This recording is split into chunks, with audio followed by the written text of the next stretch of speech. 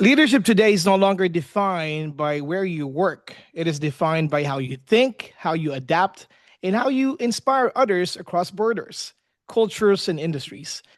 The challenges facing leaders today are unlike anything we've seen before. Markets are evolving faster than ever, technology is reshaping industries, and organizations are looking for leaders who can navigate uncertainty with confidence and purpose.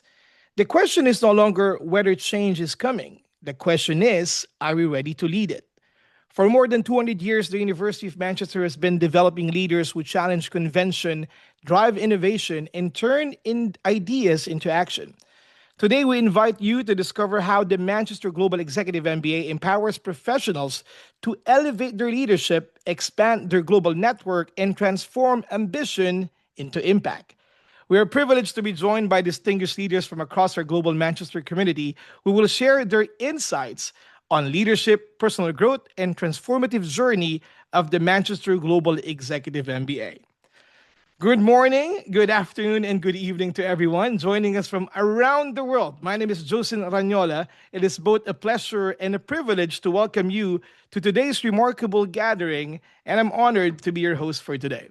But before we get started, let's take a moment to discover the University of Manchester, not only a university, but as a vibrant city, a leading academic institution in a global community driving innovation, ideas, and meaningful impact worldwide. Driven by commitment to world class research, exceptional teaching and learning, and meaningful social responsibility, the University of Manchester stands among the UK's largest and most respected institutions. Established in 1824 and a proud member of the prestigious Russell Group, the university has built a remarkable legacy of excellence not only in higher education but in shaping the world around us. It is home to 26 Nobel Prize winners and has been the birthplace of groundbreaking discoveries from splitting the atom to the discovery of graphene. Today, Manchester continues to earn global recognition as one of the world's leading universities. Most recently, the Manchester Global Executive MBA was ranked 21st globally in the QS Executive MBA rankings, while Alliance Manchester Business School remains among the top 1% of business schools worldwide to hold the coveted triple accreditation from ASCSB, AMBA, and EQUIS. Yet beyond the rankings awarding global recognition lies something even more powerful. Manchester is defined by its ability to develop leaders who do more than respond to change. They challenge it, shape it, and lead it. The University of Manchester has consistently set the benchmark for global higher education, not only through academic excellence, but through its commitment to creating meaningful impact in society. Since the introduction of the Global Impact Ranking in 2019, Manchester has remained a leader on the world stage, standing as the only university to rank within the global top 10 every year. As of June 2026, the leadership continues with Manchester ranked first in the UK, first in Europe, and second globally. These achievements are more than rankings. They reflect a deep and enduring commitment to advancing social responsibility, driving sustainable progress, and creating positive change for communities around the world. One global executive MBA, five global hubs, one powerful network. What makes the Manchester Global Executive MBA truly distinctive in its global footprint? Delivered across five international hubs, Manchester, of course, Dubai, Shanghai, Hong Kong, and Singapore, the program brings together experienced professionals from some of the world's most dynamic business centers. Each hub offers its unique perspective, shaped by local industries, cultures, and opportunities, and yet together they form one connected learning community where ideas cross borders, experiences enrich discussions, and diverse perspectives become a catalyst for innovation and leadership. Whether you're engaging with peers in Europe, in the Middle East, or Asia, you're not simply joining a classroom. You're becoming part of a global network of leaders united by shared ambition to create impact. Because in today's interconnected world, leadership isn't local, it's actually global. And today we are privileged to hear from leaders representing each of our global hubs. We will share how their regions contribute to the richness, diversity, and strength of the Manchester Global Executive MBA experience.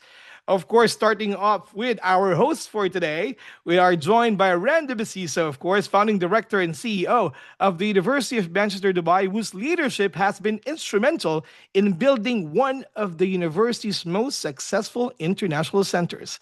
Randa, good afternoon to you. Good afternoon, Jocelyn. Good afternoon, good evening, good morning to our colleagues and our guests from around the world. Thank you, Randa. We'll talk more about later on, of course. Representing Hong Kong, we welcome Olivia Chan, Director of the East Asia Center, the university's first established center in East Asia and a cornerstone of its regional presence. Olivia, nice to see you again. Thank you, Joseph. So happy and honored to be here. I look forward to further conversations later on. Thanks, Joseph. Hi, everyone. This is Olivia. Sorry.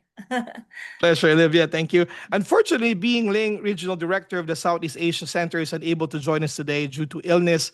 On behalf of everyone, we wish her speedy recovery and look forward to welcoming her back soon.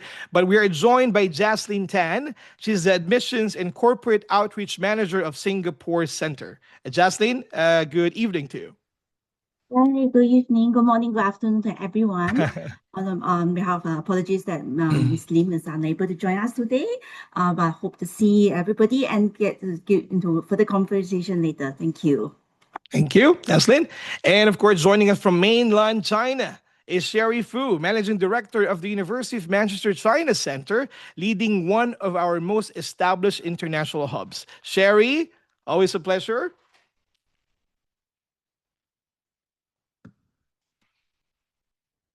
Sherry, I think unmute. Sorry. Hey, Sherry. Hello, everyone. Hi, thanks, Joseph. It's such a great pleasure to be here. And I look forward to speaking to you later. Yeah, at a later session. And greetings from Shanghai. See you soon. Thank you, Sherry. We're also delighted to welcome Ekaterina Clark, MBA and Global Programs Marketing and Recruitment Manager at the Alliance Manchester Business School, who works closely with prospective students throughout their MBA journey. Hello, Kat. How are you? Hi, I'm great. Thanks, Justin. Thanks for the introduction. And what an amazing panel we have today. So I'm joining you guys from Manchester, and I'm not the only one joining from Manchester, but I think that's going to be your next introduction, Justin. So I'll speak to you later. Thank you, Kat. Appreciate that. And finally, we're honored to be joined by Xavier Duran, MBA's Program Director in Alliance Manchester Business School. Xavier oversees the academic direction and strategic development of the Manchester Global Executive MBA and will guide us through the dedicated information session about the program. Xavier. Well, good morning, good afternoon, good evening, good whatever. And what an introduction you gave us, Joseph. Well done. So, yes, I'm Xavier Duran, and I'm here in Manchester, sunny Manchester, as it happens today. And I'm delighted to be here today and indeed as well to participate on what promises to be an incredibly interesting panel discussion. Thank you, Xavier. And you will help us, Xavier, now to talk more about a little bit of the Global Executive MBA. So we can proceed on that one now. Sure. So obviously, as Justin says, I look after our Global Executive MBA program here at the Alliance Manchester Business School, and the program which we indeed deliver through our network of international centers. And just to tell you a bit about our program before we start our panel discussions, just to let you know that ours is an 18-month part-time blended program. And what's quite interesting about it is that rather than trying to find a gimmick, as many other programs do, trying to find some way of specializing the program in a specific industry or a specific geography, we've actually very deliberately kept it incredibly generalist. What we want is to make sure that you have a broad understanding of business and management, literally on absolutely its widest sense. This is incredibly important to us. So this is an MBA indeed that caters for people from absolutely every single walk of life. And perhaps most importantly, that is actually delivered all over the world, attracting people literally from every nationality you can think of. Just to give you an example, we tend to take anywhere between 25 and 35 students every intake, twice a year, so every January and every July. And to give you an example of our latest intake, that would have been for cohort number 9 in January, we got 36 students. And of those, we have 19, and you heard it right, yes, 19 different nationalities. So it is actually no coincidence that, as Justin just told us a couple of minutes ago, QS not only ranked us 21st in the world in terms of our executive MBA program, but actually we ranked 5th in the world in terms of diversity. We're an incredibly diverse program by virtue of the nationalities that we actually bring, by virtue of the professional background that our students bring with them into discussions and the debates that we have in class, and so on. So just to let you know a tiny bit about our program being a blended program, will offer a blend of both online and in-person delivery. But what makes it incredibly interesting is that the in-person delivery is actually subsumed into what we call 5 workshop residentials that are delivered all over the world. So students, to give you an example, for those who would be joining us on cohort number 10, started in July, would come to Manchester, then they would go to Hong Kong and Shanghai in September, October. So depending on the exact location that they actually choose, then they would go to Dubai in March, April time next year, before they come back to Manchester in July 2027, and then they can actually take those 2 electives they want at any of our international centers, be that again in Manchester, in Hong Kong, in Singapore, in Shanghai, or in Dubai, or indeed as well, if they want that flexibility, they can also take those electives online. So in essence, depending on the choice of workshops that they take, whether they actually, for example, for their electives, take them online or take them face-to-face, or indeed which electives they take, because there's some electives that would typically be a bit longer than others. The program would be done in around 26 to 35 days in person over that period of 18 months. So we have around 30 nationalities currently represented in our program. So for example, we've got the 19 nationalities from our most recent cohort, but indeed as well, we have other cohorts from the previous July and the previous January. And at the moment, we have, I think it's around 30, 31, 32 nationalities represented in our program at this moment in time. Our average age tends to be around 41, 42, 43. I think the stats are actually taken from our last cohort. So it is a very, very, very senior cohort that is actually aimed at people that are already at board level or that are very nearing board levels. We're actually looking people that are aspirationally and realistically going to be getting to board level positions, so MDs or C-suite positions, perhaps over the next 5 years or so. This is a program that has been incredibly well received since we actually launched it back in 2023 on the back of our very successful Standard Global MBA program. And it's a program that's actually allowed us to craft, as it were, an incredibly diverse class that we can then, as a closed cohort, bring to travel all over the world. As I said, first as a closed cohort, they'll go to Manchester, then they'll go to Hong Kong or Shanghai, then they will be going to Dubai, and then they'll come back to Manchester before they choose their electives. And to try to create that sense of cohort that is incredibly important to us and to our students, we actually even put every student in the exact same hotels and so on. The bonding that's actually created between the delegates in our program has been absolutely amazing. And now that we've actually graduated quite a few cohorts, you can actually see the magic happening. Quite a few of our graduates have already set up companies, not only companies, but set up companies with many of the people that they've actually studied with. Plenty of networking opportunities that continue even beyond the program is over. We're incredibly lucky, as you could see represented by our center directors, to have a network of international centers that allow us to, in essence, continue your journeys beyond the graduation point. So plenty of master classes or plenty of networking events, to which all our alumni communities are actually invited. And this is why all our alumni from the Global Executive MBA tend to be so engaged with us. So very quickly, if I guide you through the structure, I'm not going to go too much into detail, but Joseph, yes, there we have it. It's an 18-month program.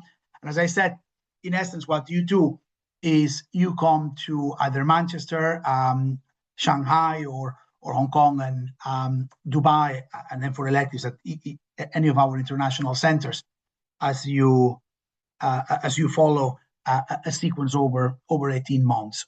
So in essence, just so that you see it clearly, on the first years, on the first 12 months, you are basically doing what would be the core foundations of business and management. You would have classes on, in essence, leading people and organizations. So typical class on organizational behavior, organizational design, how you manage culture, how you manage plans to transform your business or change management plans, how you go about leading teams, how you go about managing people, and so on, along with your operationalizing communicating value course, which is a bit of a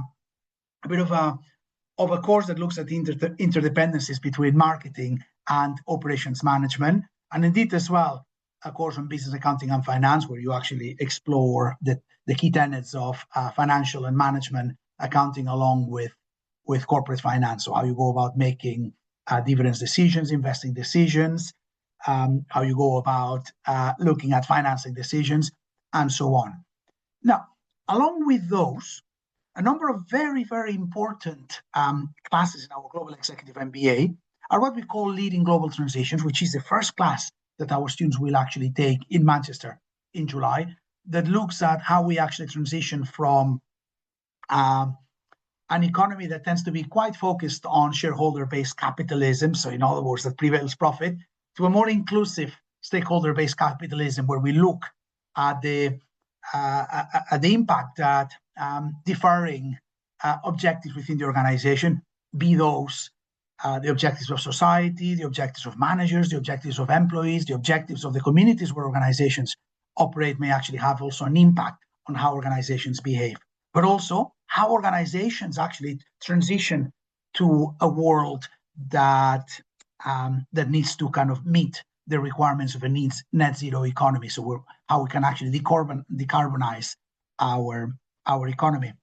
Along with that, also notice that you will also be taking a class on what we call the digital economy, in essence, a class on AI, in your second semester of the program. And indeed as well, also underpinning the first year, a class, I'm not going to say that it's on AI, because it's quite the opposite, but it's because of the rise in AI that we really wanted to highlight this course, because of the importance that AI places on emphasizing the role of human orchestration, and indeed as well how it amplifies the value of judgment, really, where we have a class on the reflective executive, where we're actually in essence looking at decision making in practice, how leaders go about making decisions, how they actually make relevant judgments, how we actually think about the decisions that we actually need to make, and how we actually make them more effective and more efficient.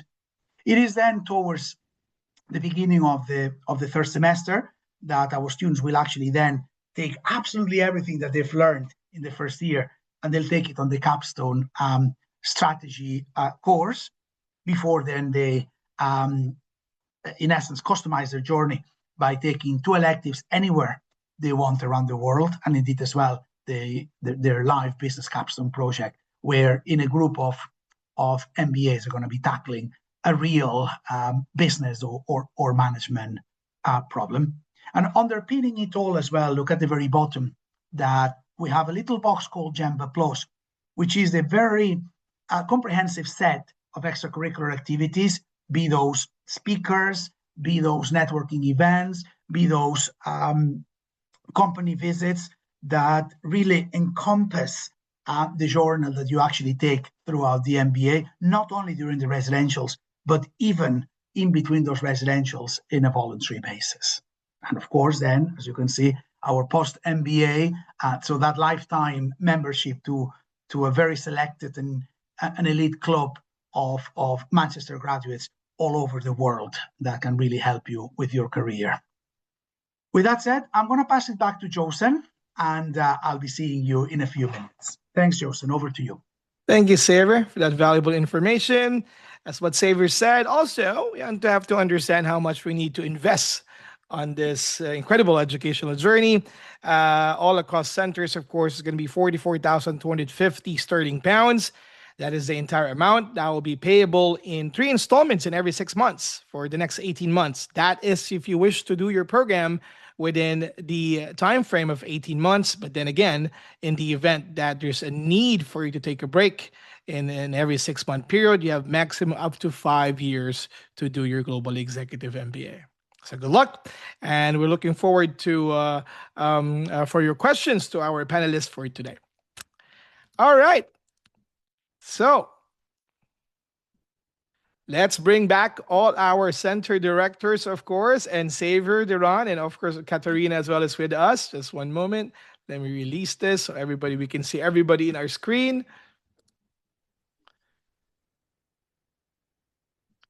All right. Thank you once again for accepting our invitation.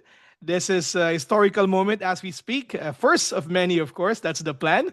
And the very first question I want to ask everybody is something that is, I would say, related to what's going on right now. The world is changing faster than ever, from AI and digital transformation to geopolitical shifts, evolving workforce expectations. What is one leadership capability that you believe will be indispensable for executives over the next decade, and why? Randa, if I can ask you that question first, please. Sure. Thank you, Jocelyn, and warm welcome to Xavier and our amazing colleagues. Thank you so much for taking time of your extremely busy and demanding schedules to be with us and meet with our prospective students. Xavier, the University of Manchester and Manchester as a city is not strange to changes and challenges. Manchester is the home of the Industrial Revolution. We have adapted over the years to many challenges, and as they say, need is the mother of all creativity. Manchester is the home of the very first computer. So in essence, the father of AI, Alan Turing, has built the baby, the first computer that we are now privileged to have our lives dependent on. The atom was split in our labs.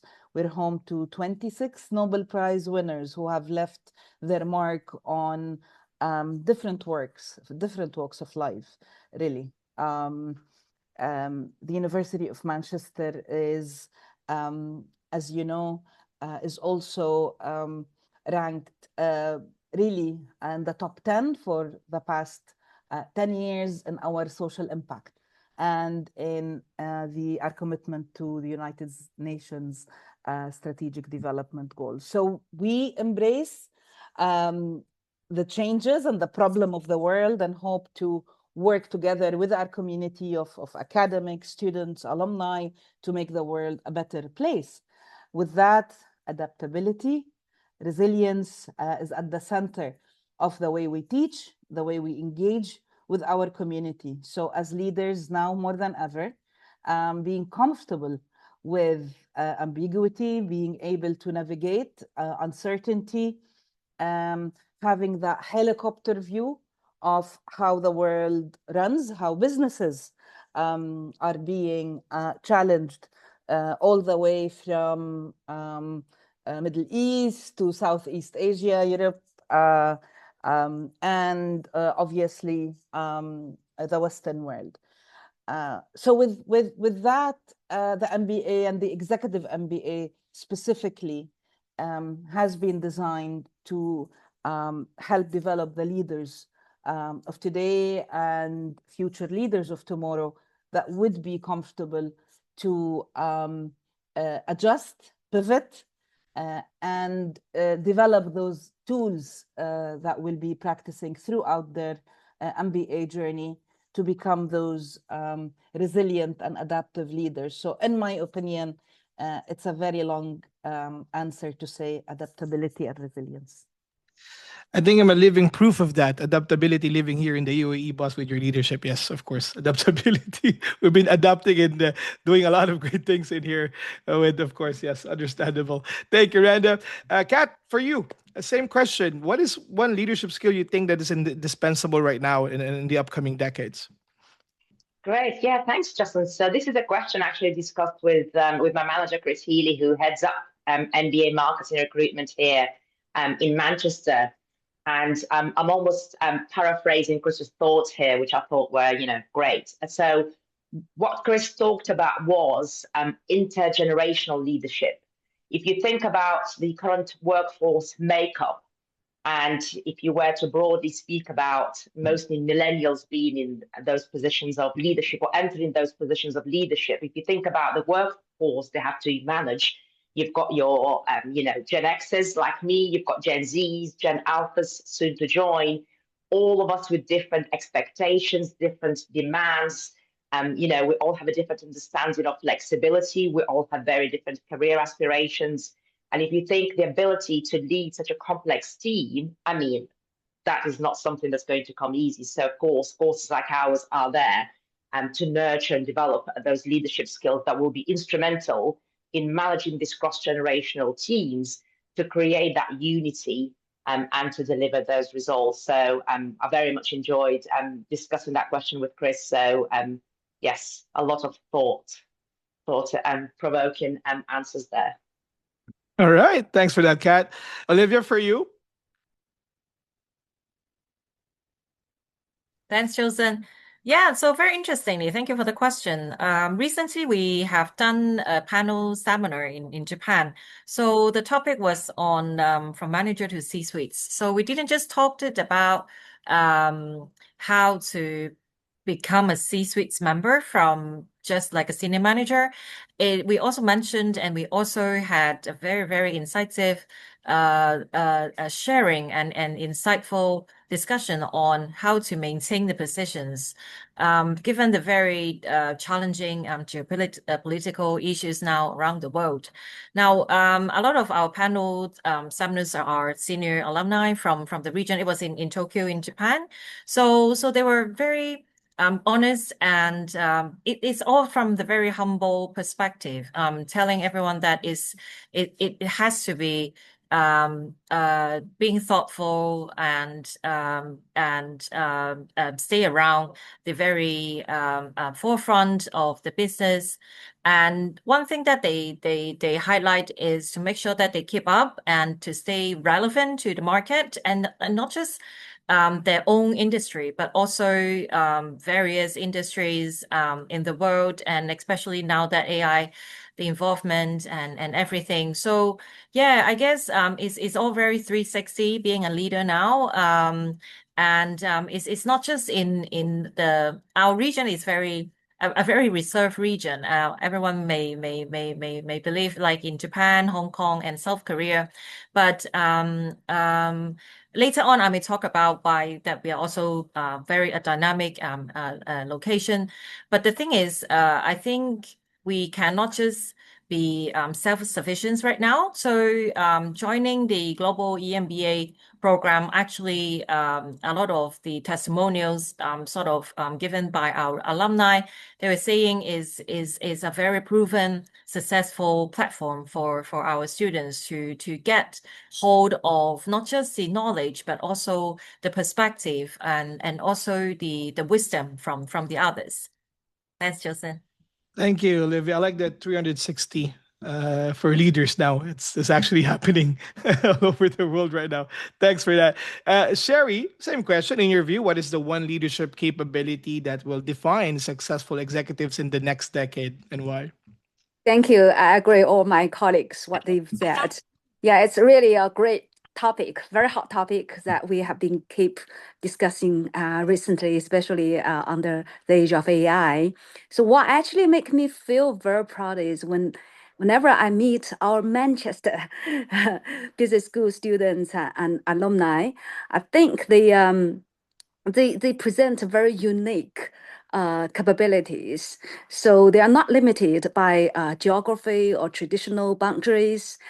I think the people, the students, alumni I met, actually, they think quite globally, act collaboratively, and embrace the lifelong learning. So I think for the capability of the future leader under the AI age, it's really something that AI cannot replace is our humans' creativity, the judgment capability, technical capability, and most importantly, nowadays we really need people have a cross-border, cross-cultural understanding, and this is what Manchester can stand out from other programs. We have unique international centers.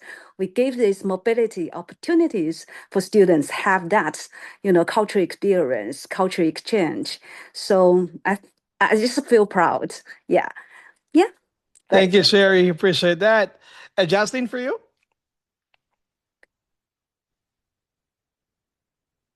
Hey, thank you. Thank you, Johnson. I think a lot of you all have actually spoken, so I just keep it short.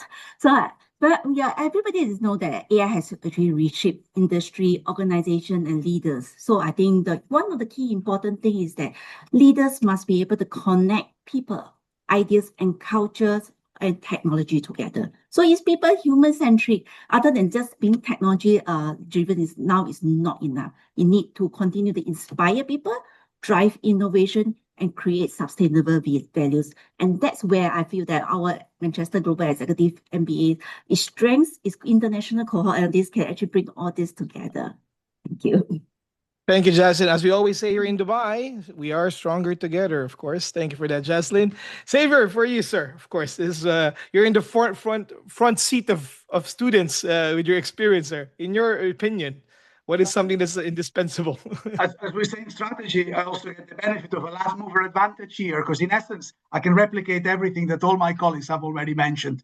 I couldn't but agree with absolutely everything that has been said. And I would say that along with a common theme that all my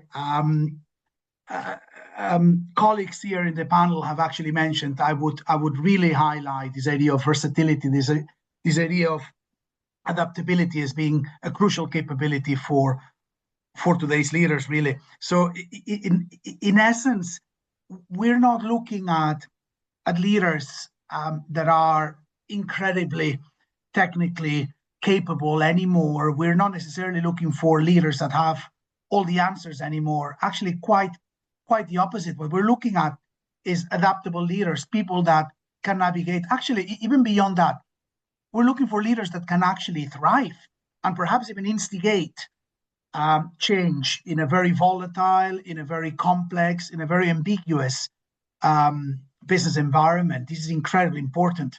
But likewise, we're actually looking for leaders that can actually become, as Randa was saying earlier, that can be very resilient in the context of uncertainty, and particularly when they're under pressure.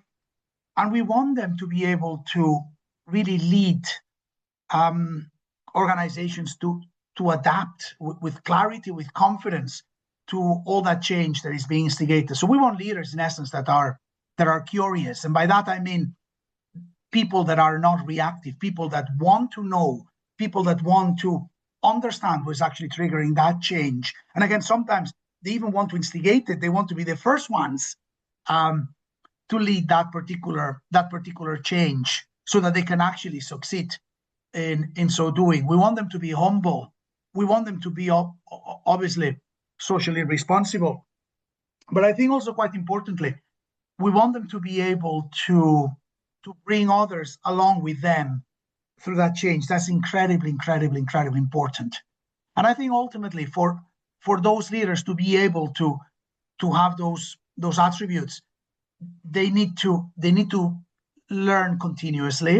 And I'm not saying learning continuously only in a sense of getting a Global Executive MBA, important as this be, but perhaps wanting to know what is it that is actually causing that change, what are the trends, trying to preempt them, trying to understand them, trying to lead them, as well as always having an incredibly open mind so that they can actually challenge absolutely any old assumption and always follow where evidence takes them. In essence, what we call critical thinking, that is at the very, very, very heart of what a master's degree qualification is about. And finally, and I think it's quite important from a practical perspective, is we want those leaders to be quite charismatic. We want them to be persuasive enough to be able to bring their teams along with them for that change. That's, I think, what's very, very important, what's most crucial in trying to create that versatility and that adaptability with current leaders. Thank you for that, Xavier. I have a follow-up question here, a little challenge for everybody. Someone can take it. You mentioned about adaptability, flexibility, relevance, of course, togetherness. But my question is, how can aspiring leaders begin developing this capability today? Anyone can take it. Can I just remind ourselves and our audience with Xavier's popular 5 C's, which listening to you now, Xavier, they're now the 7 C's. I like that. It's more charming. So we go with, and I think you should trademark it now. The 7 C's now are critical thinking, confidence and conviction. Well, maybe now 8 C's. We'll steer to 7. Communication, collaboration, creativity, and now curiosity and charisma. So I think Xavier will be able to unpick those 7 C's, but I think between all of that and maybe social CSR, so that's also a C. CSR, so socially responsible students who will and leaders who will do well by doing good in the world. I think if we unpick those C's, possibly we'll get, in my opinion, an answer to that question. Thank you for that, Randa.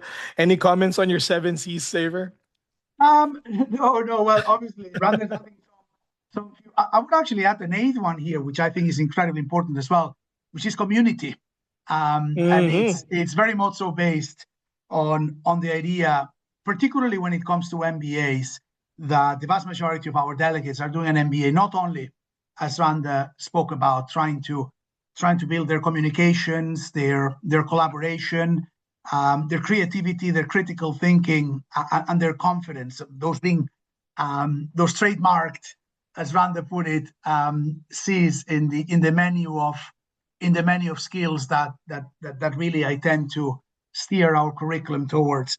But I think in that sense, community is actually incredibly important, because our MBAs are actually coming, particularly to the Global Executive MBA, to meet very different individuals. And by different, I mean people that come from different walks of life professionally, people that come from completely different ethnic, cultural backgrounds, yet that are very similar in the way they look at the world, or the mindset, or the ambitions and the aspirations that they all have. And this, again, as I said earlier, this really is where the magic happens. So by putting you in a very rather short period of time of 18 months, this is quite an intensive program, but it's an incredibly, incredibly rewarding one. By putting you in that small group of individuals, doing so much work in a short period of time, putting you in the exact same hotels, making you travel all together.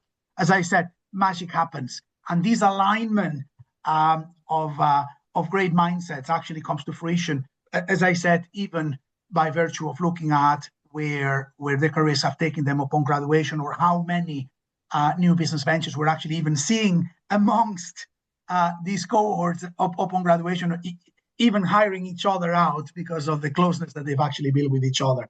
I think Sherry wants to come in here as well. Yeah, So I can't agree with more. Yeah, Debbie as our director, and I'm lucky enough to be actually one of the first cohort delegates. So I had that direct experience, how actually the Gemba experience can help us to improve our capability of adaptability, like Josen said, adaptability, because you have to travel together with other delegates to different centers. My experience was wonderful, especially in Dubai Center. So yeah, we actually, for our cohort is about 20 people, but we coming from 14, 15 countries and regions. As Xavier mentioned, people are from different countries and different cultural background, do different functions. They're in the company, all very senior people, and the wonderful experience in different centers. And you, especially like Xavier said, it's a very short period of time. During the workshop, you have to work on a project together. So you have to understand people who are very different from you. So the people from Middle East, their mindset might be very different from people from Germany, from UK, but we have to work together. We have to achieve a final, presentation performance. We need to work together towards that goal. So actually, this short but very immersed experience do actually help everyone to adapt to that environment, to grow together, to build up the cross-cultural understanding. This is what we really appreciate that we learn from this program. Yeah. Thank you, Sherry. Yes, we And know that thanks, you Randa. attended the event. Yes, the Yeah, same. my cohort, when we had the workshop in Dubai, we brought by our Dubai team to visit the Prime Minister's office. Before Expo, we saw the Expo exhibition. We paid a company visit. We had C-suite CEO talks, like Gemba Plus activities out there.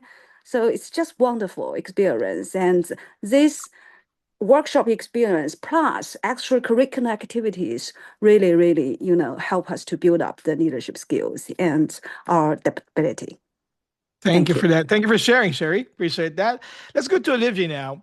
Olivia, East Asia is known for its dynamic and fast-moving business environment. How does exposure to professionals from different countries and industries enhance the learning experience for participants from your region?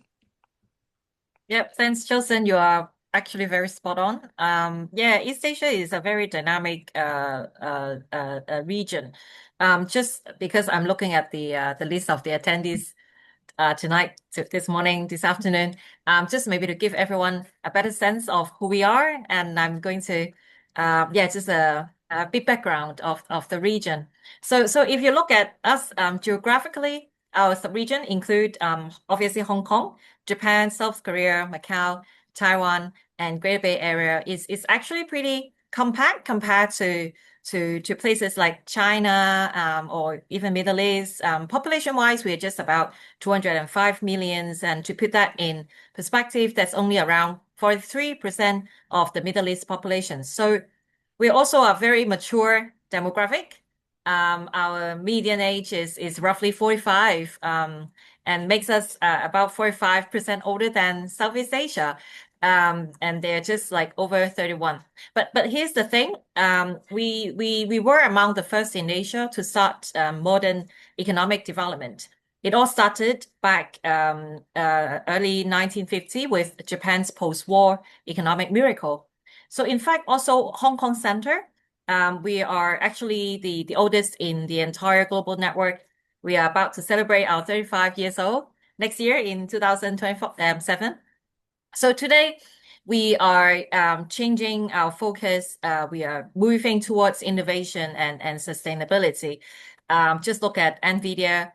Jensen Huang, he was in Seoul visiting tech giants, confirming that South Korea is a good supply chain and all of the AI infrastructures to be the next partnership in AI development. So at the same time, Japan's our healthcare related and pharmaceutical industry is absolutely blooming. I mean, like for financial fund, Hong Kong named it number one, the Global Financial Centers Index. So we are very dynamic in terms of like all-rounded development. So the way that we try to enhance our students' learning experience. Every year, the Hong Kong Center East Asia Center, we host one of the workshops for our Global the Chamber students. So as Xavier mentioned, we join hands with Shanghai, Sherry, your team, to facilitate some of our core modules, such as leading global and transition. So usually we do it in October, but we'll likely swap it with Dubai Center starting next year to March.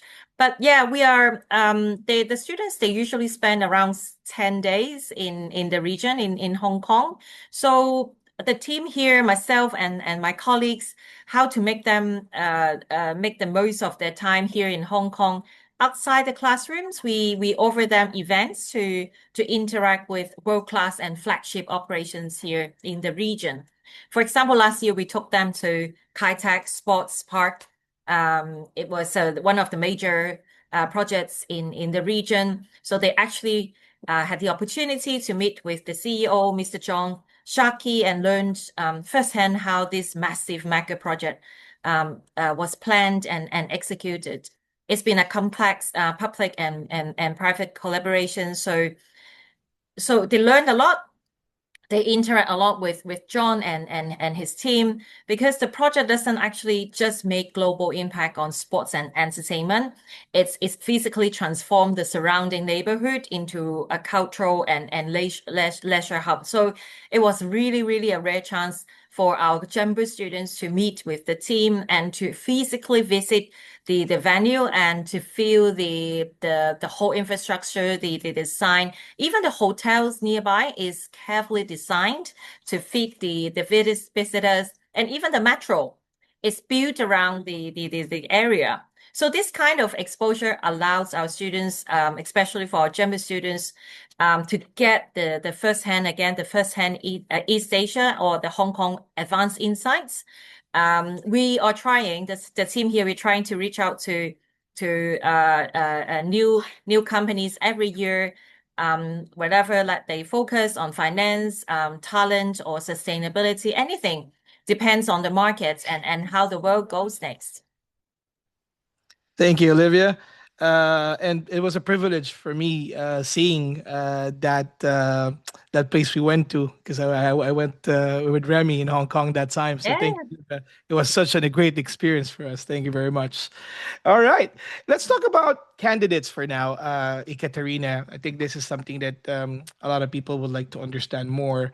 In terms of prospective candidates often wonder whether they are the right fit for an executive MBA. What qualities or experiences make someone a strong candidate for the Global Executive MBA?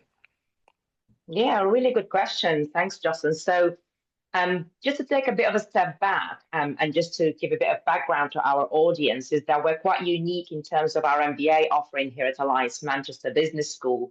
So typically you'll find schools offering your traditional full-time MBA programs and then your traditional executive MBA programs.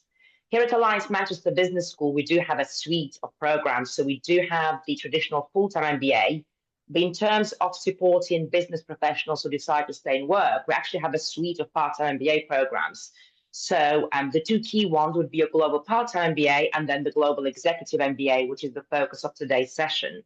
And interestingly enough is that for those of you who are joining us who are maybe looking at executive MBA programs, you'll find that our global MBA is akin actually to executive MBAs at competitor schools, which sometimes makes things a bit confusing, because you look at our program portfolio and you look at the executive MBA, and quite often the candidates we speak with ask us the question of, am I suitable? Do I qualify? Do I have sufficient senior leadership experience?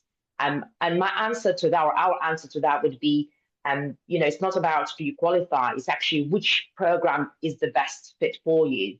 So with our flexibility in terms of offering the array of part-time MBA study options, there will always be a study format suitable best to you in terms of where your experience lies, where your management experience lies particularly. If you were to look at our Chamber cohort, over the last few intakes, about 66% of the class are at that C-suite level bands. So they are your C-suite level executives, they're senior leaders, they are experienced decision makers. So we are very much looking for that level of seniority when assessing candidates for the Global Executive MBA. And the reason behind that's exactly what Sherry talked about. It's such a small cohort, small group of individuals, that peer-to-peer learning is crucial to us. So that's why, for example, we interview as part of the admission process because the entry requirements are so stringent, and really to create that jewel in the crown, that small intake that will travel together, learn together, and progress together. All right, thanks, Kat. Every centers would have a representative for their counselors to discuss more about your MBA journey.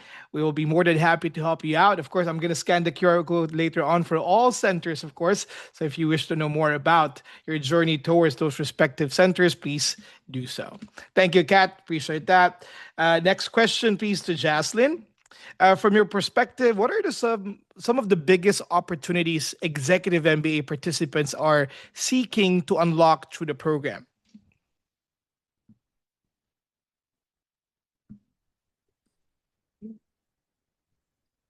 Go ahead, Jaslyn. We can hear you. Sorry. Yeah, I would say that for global executives, and they are looking at it as well, probably broadly say into three different categories. First is, of course, the ability to set up from operational leadership to more strategic, future-focused decision-making, especially in this today AI-driven world, which things change just way too quickly. So no longer everybody, like say, adaptability and all this thing. How do you actually learn lesson quickly? Like say, example, in Southeast Asia, is one of the most diverse place you can find. From Singapore to Malaysia to Vietnam to Thailand, every single country is just so different. How do you also attain this cultural intelligence? And also because of this international cohort that our programs offer, you can actually get everything in one class in a sense.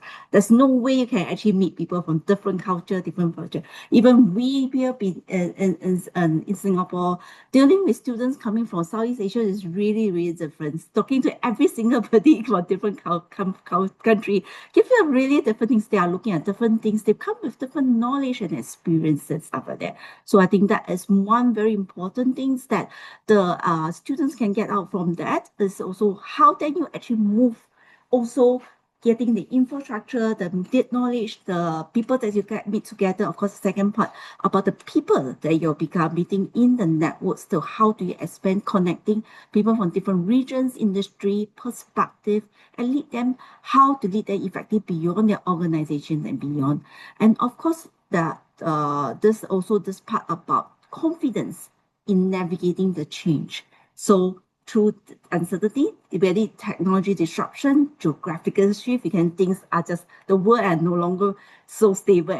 Things can just happen, and how do you, and all this things, geopolitical shift itself affect every single one. And I think this current, the recent Middle East wars actually can prove that everybody is dragged into this thing, and how it actually impact the whole world. Unlike last time, world is actually much more connected. Every single they actually are interconnected and interlocking together. So I think for the MBA itself, that is really one of the things is that you get to learn. So it's not really about just investing in a qualification. I'll say that they are investing in a mindset, a network, and the global perspective that they need to lead in increasingly AI and interconnected world. All right. Thanks for that, Jaslyn. Well said. Sherry, China continues to be a major force in the global economy. How do participants from China contribute to the richness of discussions and learning within the Global Executive MBA cohort? Well, I think China, can you hear me? Okay. I think China nowadays is becoming very popular. Everybody's coming to China. And we, as a center director, I'm delighted. Every year, actually, we welcome hundreds of overseas students from our global centers. So they had a wonderful experience in China. And yeah, we're not all, younger than our Hong Kong center, but we this year marks our 18th anniversary as well. So yeah, in Shanghai, we are the only British institutions offer this triple accredited MBA program in the market. And also our center actually located in a city center in a very iconic building, Avenue. So students come to our center to study, not only actually can experience our very fully equipped classroom with state-of-art multimedia studios, the workshop rooms, but in this office building is full of these luxury brands and wonderful restaurants. So it's kind of a mixture of the learning experience. And also, I think for JAMBA delegates who visit our center, is also actually they can learn the Chinese characteristic of our innovation, so they can try different things. They can see how actually we innovate things in a different way, and also they probably see a different China, which actually they got information from the foreign media, which actually is quite different. When they come to China, they can see a real Chinese people, real Chinese culture. And as I said, in AI age, so that kind of experience to be in China in the most emerging economy really actually helps people who can have a better understanding in a very complex geopolitical situation right now, right? So they can actually information is very abundant, but our JAMBA program or the experience at our China Center, the differentiator is we actually help students to build up the ability to exercise this judgment, inspire people, and create some meaningful things. So I think this is something that we can really bring or contribute to this program as a center here. Thank you, Sherry. Appreciate that. Randa, Dubai is one of the world's most international business hubs. What qualities do you see among successful executive MBA candidates from the GCC region? And how does their program help amplify their leadership potential? Thank you, Jocelyn. Well, Dubai has been a regional hub, now a global hub for many businesses around the world. We've seen the development of the UAE as an educational hub, business hub, healthcare hub, etc. So we are in the business of developing and doing business here in the region. And the access to multicultural, multinational talent force, but also opportunities and businesses makes the experience all the richer. So not only the student cohorts are highly diversified, but also the industry experts, site visits, real life experiences that students will have access to during this program is very, very, very diverse. Our alumni networks who our students will have access to. Alone, AMBS have 65,000 alumni around the world.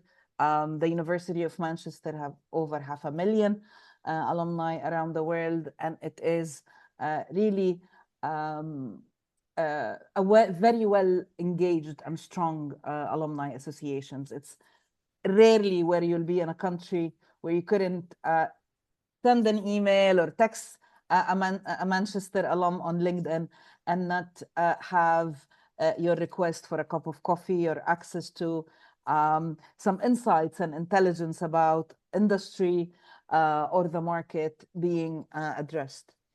The program requires that real life application. It's the virtue of our Manchester methods, learning by doing. So it's a very experience-based program, and to be able to do that, having that multinational and diverse network of corporate, alumni, partners, social responsibility partners, and industry, having all that ecosystem work for the applicability of those theories that we teach, and in a way mirroring real life challenges and real life situation. So in a way, our students, when they immerse in those experiences, they're flexing their wings as leaders with a safety net, and are able to experience that with the guidance of real world star academics from the University of Manchester Business School. Having a very strong careers and alumni relations in each and every branch and center around the world. Obviously in Dubai, looking after the Middle East region is always an added plus. Obviously, stepping up in career, stepping out, or setting up on business, it's one of the career aspirations, of the many career aspirations for our MBA programs students. So having a strong employability and career service to support that journey, offering access to a suite of content, relations, networks, even practice skills on career visioning and strategy makes that immersive experience quite rewarding. Thank you for that, Randa. Xavier, the Global Executive MBA attracts experienced professionals from around the world. How do you ensure that the program remains relevant for today's senior leaders navigating rapid technological and economic and even geopolitical changes? Yeah, we do it. We do it in a number of ways. Well, first of all, with some mechanisms that are inbuilt as they were into the structure on the curricular design of the program in itself. The way we teach our students is very much so conducive to making it adaptable to what's actually of interest to our students. So in the workshops, our academics are not focused so much on lecturing on a one-way traffic. So me telling you about a theory, a framework, or a model, not at all. We perhaps act more as facilitators, trying to basically draw on the absolutely amazing experience that our MBAs bring to the class. As I said, on average, our Jambas will be 41, 42, 43, really, really well-seasoned and experienced individuals from absolutely every single walk of life. This is where the richness comes in, and this is what we really want to draw out.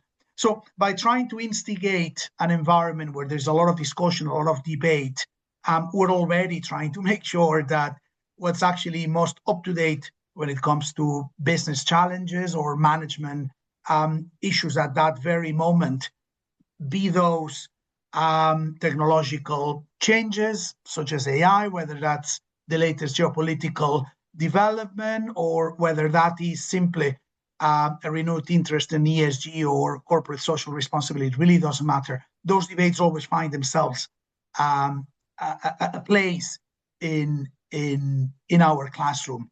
I think also the fact that we don't tend to rely so much on traditional Harvard case type studies. So we tend to use what we call live cases.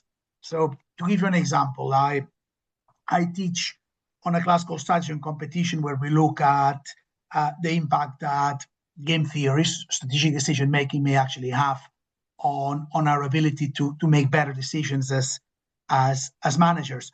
And it is not for me to just ask students, right, take the likes of, I don't know, Apple as a company, and take this written case study, possibly from 2-3 years ago. It might be long, it might be only from 1 or 2 years ago. Try to read it 5 times, and then we'll actually ask you about that case so that you can actually perhaps discuss more the success stories or the failure explanations that this case is actually focusing on. Not at all. What I would actually ask my students is, literally, try to convince us in the form of a presentation that Apple is in some form of a game of interdependence. In other words, that their actions influence those of other competitors and that other competitors' actions influence Apple themselves. Oh, but Xavier, what do you mean? Apple in what context? Globally, in the Middle East, in Southeast Asia, or the United States? Up to you. And what do you mean Apple? Apple is a very big company. They actually operate in different markets. Sure, they actually have computers, but they also have smartphones, don't they? Which one do we need to cover, Xavier? Up to you. And is this Apple last 5 years? Or Apple since Steve Jobs passed away? Up to you. So, in other words, we gave you what we call a wicked problem, something that is like everything you will deal in life as a business leader, that is ambiguous, that is complex, that is quite dynamic, and we make you make some sense of it. Try to put a bit of order and try to convince us in some way that there's some game of interdependence as to how different players react to each other. And then obviously, in light of that analysis, try to put forward some recommendations. That's very, very, very important. So yeah, it's to do, as I said, with the ability to create debate and discussion, the use of cases, and obviously the fact that we actually continue to refresh our use of study tours, company visits, speakers. So Olivia was speaking about a recent visit, for example, to Kai Tak Sports and Entertainment Center in Hong Kong as a regional hub for entertainment. Say, for example, when they came to Manchester here, we tend to bring them to different companies all the time. We brought them to Bentley, or we brought them to Amazon. We will shortly be bringing them as well to Airbus. We tend to change and adapt those experiences as the market and as conditions actually change. So the very first one, yeah, it's to do with those inbuilt mechanisms that we actually have to adapt to that change. I think the second one is deliberate fine-tuning in our curriculum. Be that, again, I don't know, we're speaking about that class on the digital economy. That class, as the word says, digital economy, is focused on anything that is digital traditionally. So we covered anything from platform ecosystem strategy to fintech and blockchain to AI in itself. But as AI has become more and more and more and more important, what we've actually started doing is perhaps creating more focused courses on each one of those very specific topics. We have, for example, an elective on blockchain and fintech. We have another elective on platform ecosystem strategies, another one on managing disruptive technologies. And we've actually kept these, a core unit, completely focused on AI at this moment in time. As I said, this was not the case when we started our Gemba a few years ago. Or, for instance, for example, our change on the strategy class that is actually now starting to bring in a bit more innovation management as a topic in itself and separate to what we were focusing on just on strategy traditional. So yeah, we have a deliberate fine-tuning of what we do. And I think finally, and perhaps in my opinion, most importantly, the way we can actually really adapt the way and reassure all our students, our graduates, our accreditation bodies, their employers, and it as well our prospects, that what we're doing is right and that it's effective in delivering what it promises and what commits to deliver, is the fact that we go through great lengths at choosing an absolutely amazing cohort of individuals. So as I said, we don't just admit people into the Gemba. We cherry pick people into our Gemba. We keep it quite small, as you've heard through this webinar a few times. And we do that deliberately by trying to cherry pick people that are already operating in different industries, people that come from completely different backgrounds.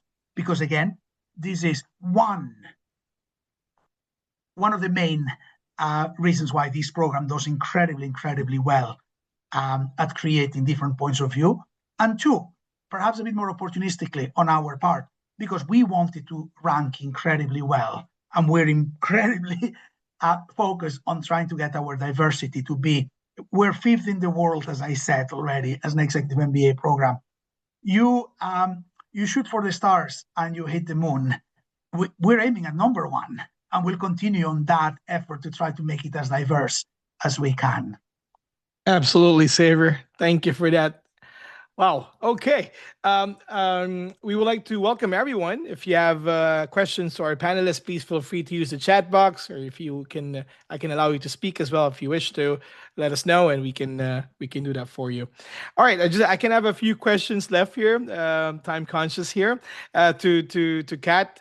Well, what can applicants expect throughout the admission process, and what advice would you give someone preparing a competitive application? Yeah, really good question. So Xavier's already covered that, I think, in quite a large part. So he talked about, the cherry picking, which indeed is part of the process. So we are very much looking for that particular profile. In terms of how the admission process runs, it is a holistic experience. And what we mean by that is that we don't focus on any one of your characteristics individually. So it's not going to be a number of years of experience or the size of your team or the budget that you manage or your achievements. It's very much all of that combined. And that's why there is an interview as part of the admission process. And I know certainly from dealing with candidates for the Global Executive Program, interviews are not very well received. Candidates tend to want to tips about what sort of questions to expect. But really, the interview is an opportunity for you as a candidate to understand whether this is the right program for you, to manage your expectations. And it's also an opportunity for you to reflect on your achievements so far, where you are at in your career journey, in your leadership journey, and what that next important step should be. So it is very much a two-way conversation. And that's the way the interview is positioned, and that's the way it runs. I mean, Xavier, I think you run some of the interviews for the program. So hopefully you can testify that it is very much sort of a conversational approach in terms of selection process. And in terms of advice, of course, you will hear that a lot from different business schools, and it is very important to us as well, is that degree of authenticity. We very much want you to use this as an opportunity to portray you as a business leader where you are in your career. So there is no stereotype that we are looking for you to fit. So it is very much that holistic approach. Self-awareness very important to us, and impact. Xavier talked a lot about, and Randa talked about, is it 7? Are we now at 9 C's? I've lost count. So you will be expected to cover the 8, 7, 9 C's as part of the admission process. But it's very much about that impact. What's the impact you've had on those that you work with, on those that you manage, and what are your aspirations going forward? This is very much the start of hopefully yet another part in your career development. So, what are your aspirations going forward? So those would be probably my best tips for those of you considering submitting an application for the program. Thank you, Katarina. Once again, it's always been a pleasure. Thank you. Okay, I just have a few questions left for our center directors. I'll go to Xavier in a bit. Let's talk about your center. As representatives of Manchester centers across the globe, what makes your local Manchester community special? And why should prospective students be excited to visit your center/branch? Let's go with Sherry. Well, okay. So I think China, we have probably one of the most largest alumni community for Manchester University. Right now, we have over 60,000 Manchester alumni across mainland China. And our center, as I said, we are celebrating our 18th years anniversary. So right now, the center also have over 3,000 alumni. So in the past 18 years, we have been supported 3,000 working professionals and executives in the region. And one of the special thing for the China Center is also we have over 10, alumni interests and industry clubs, which actually including the biggest one, healthcare alumni club. We have a WeChat group for this healthcare alumni club with over 500 members. So they have like very active interactions almost every day, and they have monthly alumni industry sharing sessions. We have finance group, we have entrepreneurship and innovation, we have FMCG, manufacturing, and we have Manchester Kids Club as well. So not only, communication between our students, our second generation, also started talking about the future education, the opportunities. So I think, as I mentioned earlier, is also we will offer very special experience for all the students who come into our center. It's not only the workshop experience, but something actual we plan for them. Actually, for this coming September, Xavier, I think, we'll host our JEMBA delegates to Shanghai as well. Previously, we did couple of sessions before COVID. So we took them to have the yacht tour. So they have experience seeing the wonderful, night view of the beautiful city of Shanghai. We organize the CEO talks, we organize company visits, and we connect our visiting students with our alumni in the region, and also connect them with industry as well upon request. Thank you. All right, Sherry. One more question, Sherry. If I'm going to Shanghai, what would be the best place to go there? One iconic place you can suggest our audiences to go in Shanghai. Yeah, lots of nice place. Depends on what your interest. If you Give like me your coffee, top one. it's top one, the Bond. Oh, where? Sorry. The Bond. The Bond. So Okay. you can see the traditional Shanghai architecture along with the very modern architectures. So Nice. you can see both sides of the city. So the traditional one and also the modern part of the All city. right.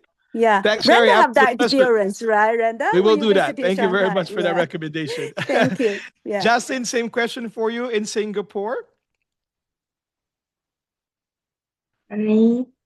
Similar to Hong Kong, actually Singapore is also one of the earliest center that we established. Though we are small, but then we are established for more than 30 over years, same years as Hong Kong, that year 1992. So since then, from now to then, actually, we do actually have a very strong alumni network here. And I also previously say, I think Southeast Asia is one of the country that probably most of the people will not ever visit us. And it probably is an area of country that probably is a mystery if you have to do a business here itself. So our alumni networks here in Singapore, so we easily have 7,000 in Southeast Asia, easily another 20,000. The number may sound so long, but it is really your key to actually access to this country, to know people, the culture, the business. Really, if you want to do business and know more about it, culture here is really very, very important. Otherwise you will not be able to move anything.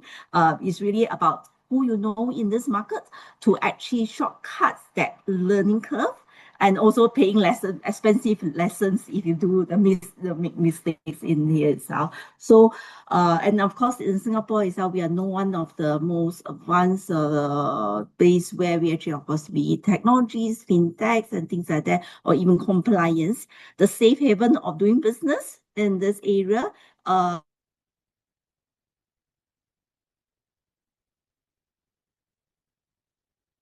Jaslyn? Also alongside with other center.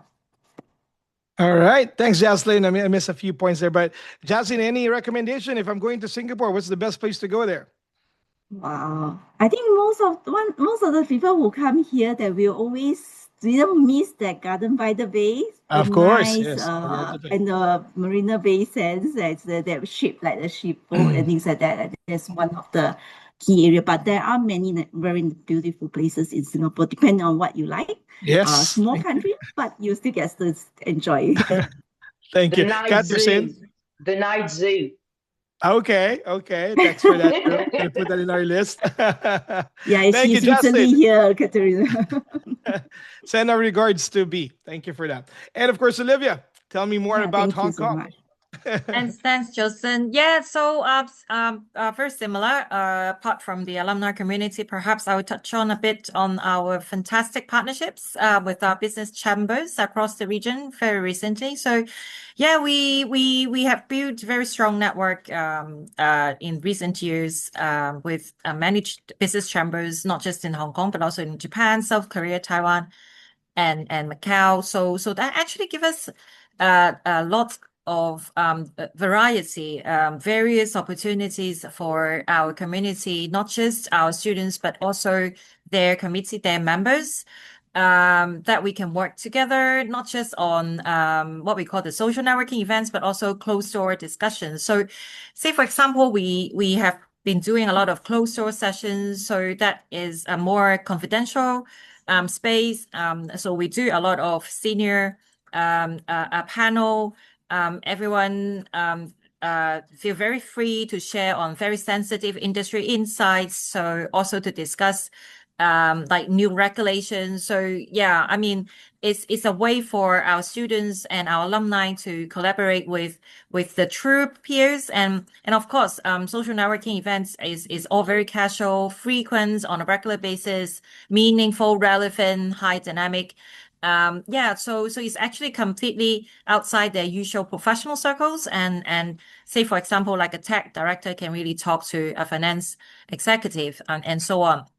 So it's a mix of again, opportunities and open network opportunities for our community to even elevate their network to not just within the alumni or the school communities, but to outside.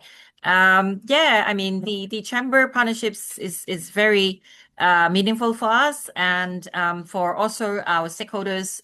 Everyone's with us to really get touch with the real world connections and to build the resilience and to grow together. Thank you, Olivia. And apart from taking one of the highest cable car in Hong Kong, where do you want to recommend us if we're going to Hong Kong? No, I really wanted to say the boardroom, our boardroom, where we do all the executive media interview. Everyone's you have done That's it, true. yes, you have done it there, right? It's a very good view to oversee the iconic Victoria Harbour. I think we can actually see the fireworks during the National Day or the Christmas, New Year Eve. Yeah, it's the boardroom because it's usually exclusive for executive or just internal use. Yeah, and if anyone's coming to the center, I would just definitely be my guest, and I will show a little tour. Thank you for that, Olivia. Always a pleasure. And Randa, if I'm not from Dubai, why should prospective students be excited to visit your center or your branch? Well, there are many reasons, Justin, including your studio, the Beehive 108, where we host our students, alumni, faculty to record our podcast, share their success stories, get profiled. But in addition, we have really a plethora of professional networks with exclusive access arranged just for our senior students and alumni, from Forbes to Economist to all the major events and happenings in the city. Afwan. And the region. They have FaceTime with their dedicated study advisors, with their dedicated career service advisors, and obviously the counseling team. The country is multinational, multicultural, and we embed ample opportunities for both professional as well as cultural tours and exchange programs as part of the visit to Dubai. And obviously the food. There's always the Middle Eastern food. Of course, of course. And Randa, I know there's a lot of places to go here. Any recommendation for you? place to go? Some people from Asia and Europe, they might want to see Dubai. Any place do you want to recommend? Well, the old souks are a Oh favorite yeah. for me. Mhm, Taking mhm. the wooden boats, navigating the old spice souks and gold souks. That's a favorite. Obviously, in addition to the must-dos, the top of the highest tower in the world, Burj Khalifa. I know we have a couple of minutes, Jocelyn, but I've seen we have a question about scholarships on the Gemba program. If you would like or someone to address this. Mm. Yeah, we mentioned that earlier. Saber said minus scholarships. Yeah, different center has their own discounted price, of course. Something that you would like to know from your counselors later on. I will scan the. I'll show you the QR code later on for more information of that. Every centers have their own different discount they can provide to you, of course. And to Savior, this will be my last question, sir, at least for today. Savior, what distinguishes the Manchester Global Executive MBA from other executive MBA programs, particularly in terms of the international learning experience and, of course, the value of the global cohort? Yeah, I mean, as academic director, I'm going to have to start with the obvious one, which is that the Manchester method, the very hands-on way we actually teach. And I think I've touched upon this already a number of times. This idea that when you come to workshops, anything that you do in terms of your assessments, the discussions with other delegates, even the extracurricular activity, absolutely everything that you do is practical. Everything that you do is hands-on. And many of the things that you actually do can actually be used as part of your resume, as part of your CV. I think also quite importantly, as you mentioned, yeah, is the international dimension of our program. And again, that's something that I've touched upon a number of times.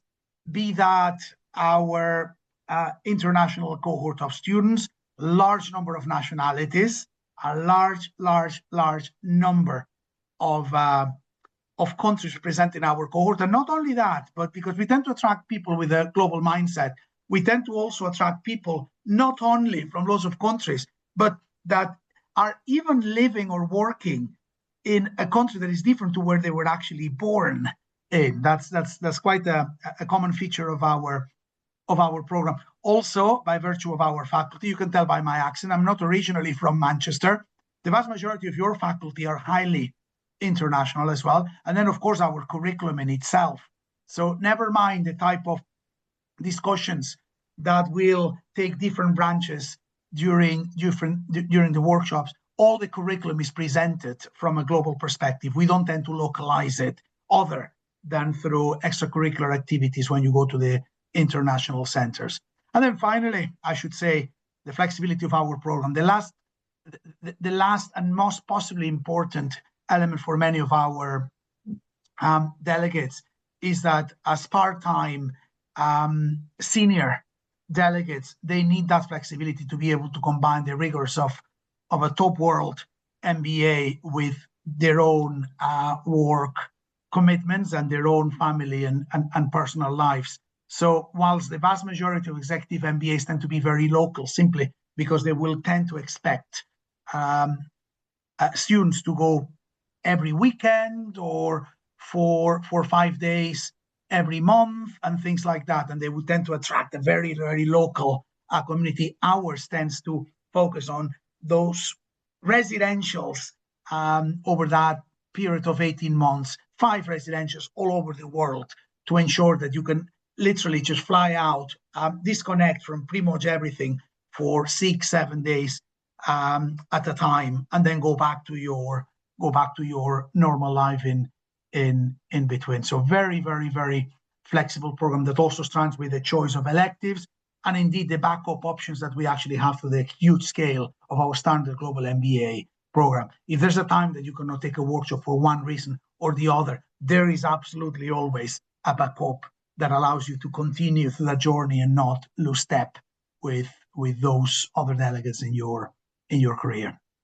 Thank you, Saver. Always a pleasure. Let me just put back our presentation just to show you where you can reach us to our international centers. Of course, you can scan the QR code right now. You can visit, of course, our home center in Manchester, Dubai, Shanghai, Hong Kong, and Singapore. There you go. So, as we conclude today's session, I hope you gain valuable insights into what makes Manchester Global Executive MBA truly a transformative experience. We've heard about leadership, global perspective, and the power of learning within a diverse international community. But perhaps the most important takeaway is this: Manchester Global Executive MBA is more than a qualification, it is a journey of personal growth, professional transformation, and global connection. To everyone considering the next step into your leadership journey, remember that the future belongs to those who are willing to challenge themselves, embrace new perspectives, and lead with purpose. Thank you to our distinguished speakers for sharing their expertise and experiences, and thank you to all of you for joining us today. We look forward in welcoming you into the next Manchester community and supporting you on your journey to becoming a leader who doesn't just adapt to change but helps to shape it. With stronger ideas, stronger impact, stronger future, stronger together. On behalf of the dedicated team at the University of Manchester, Dubai, and our colleagues across our global centers who made this event possible, thank you all so much. Thank you for being a part of today's session. My name is Joseph Vanyola. Thank you all for joining us. Keep safe and remember to always to be that change. Until then, masalama everyone.